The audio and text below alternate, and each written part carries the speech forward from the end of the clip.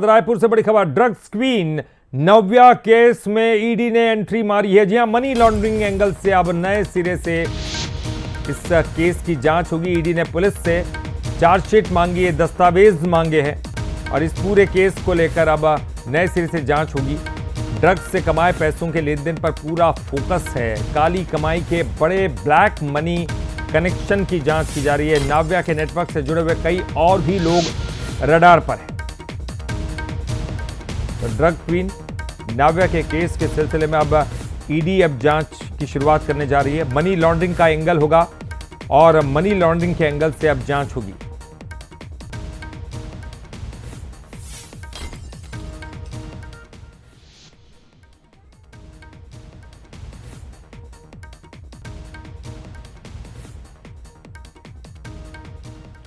और चलिए अब आपको बताते हैं कि किस तरह से होगा ड्रग्स क्वीन का गेम ओवर।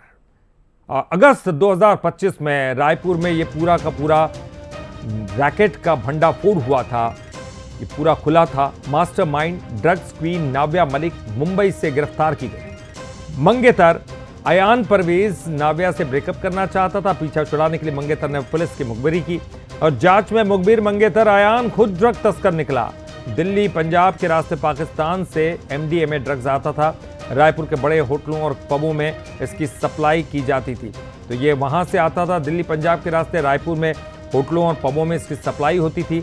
नाव्या के मोबाइल से 850 रसूखदार ग्राहकों के नाम मिले हैं। पुलिस नाव्या समेत 9 आरोपियों पर चार्जशीट दे चुकी है। आरोपी फिलहाल जमानत पर बाहर है, लेकिन अब ईडी ने भी एंट्री मार दी है और ईडी अब काली कमाई की जांच करेगी।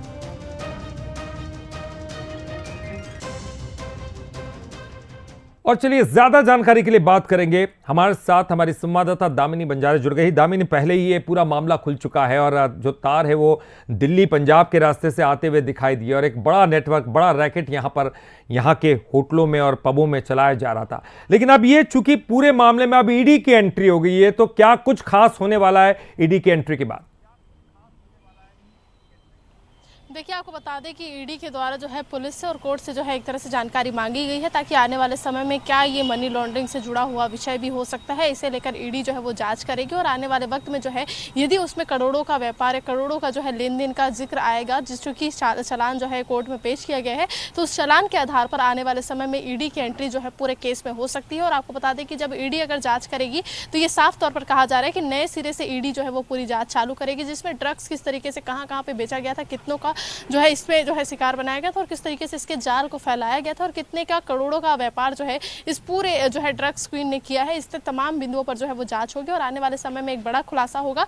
लेकिन अभी प्राथमिक जानकारी के तौर पर ये आ रही है जानकारी कि अभी जो है केवल ईडी ने जानकारी मांगी है कोर्ट से और पुलिस से, ताकि आने वाले वक्त में उसे चार्जशीट को पढ़ा जाए और चार्जशीट में यदि कोई भी जो है एक तरह से ज्यादा लेन देन का, करोड़ों के लेन देन की बात आती है तो उस आधार पर ईडी जो है वो जांच बढ़ा सकती है, जिससे आने वाले वक्त में नव्या मलिक की मुश्किलें जो है वो बढ़ सकती है। क्योंकि कहीं ना कहीं ड्रग्स का जो व्यापार था वो छत्तीसगढ़ ही नहीं, उन्होंने पूरे तरह से दूसरे राज्यों में, दूसरे देशों में भी जो है वो किया था और ऐसे में दुबई और अन्य देशों में भी उनकी विदेश यात्रा की जो जानकारी है वो पुलिस ने जो है वो पेश की थी और उसी आधार पर अब ईडी जो है एंट्री कर सकती है और उसी आधार के आने वाले वक्त में जांच के बाद एक बड़ा खुलासा जो है पूरे मामले में हो सकता है। साथ ही अन्य लोगों की भी मुश्किलें बढ़ सकती है जो कि नव्या मलिक के साथ मिलकर काम कर रहे थे और उनकी भी गिरफ्तारी की संभावनाएं जो है वो बताई जा रही है। अब देखने वाली बात यह है कि ईडी की एंट्री कब तक इस पूरे केस में होती है और किस तरीके से ईडी जो है वो जांच में अन्य तथ्य सामने लेकर आते हैं और आने वाले वक्त में किस प्रकार से मुश्किलें बढ़ती हैं और क्या कुछ खुलासा जो है वो होता है। बिल्कुल, यानी बड़ा मामला है और कई खुलासे अभी सामने आने बाकी है। बहुत बहुत शुक्रिया दामिनी इस पूरी जानकारी के लिए बातचीत करने के लिए।